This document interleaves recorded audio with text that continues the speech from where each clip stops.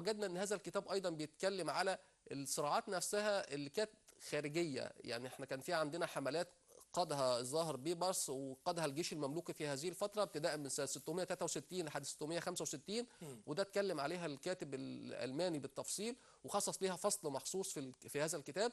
واشار ان هذه الحملات كان ليها دور كبير جدا في استعاده منطقه صفد ومنطقه قيصريه بلاد الشام، واستعاد العديد من القلاع والحصود اللي كانت موجوده في بلاد الشام، وقدر يطهر بلاد الشام من الوجود الصليبي في هذه الفتره.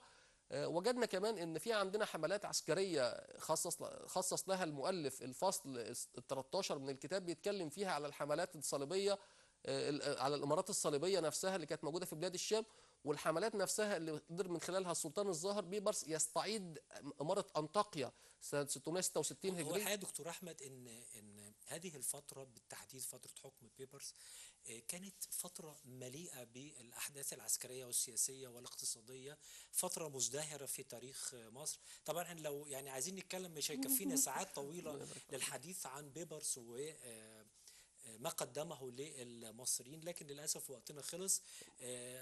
ألفت نظر حضراتكم أن هذا الكتاب يقدم برضه في الجزء الأخير كثيرا عن حياة بيبرس وأخلاقه وأولاده ووراثة السلطة من بعديه. كتاب غاية في الروعة.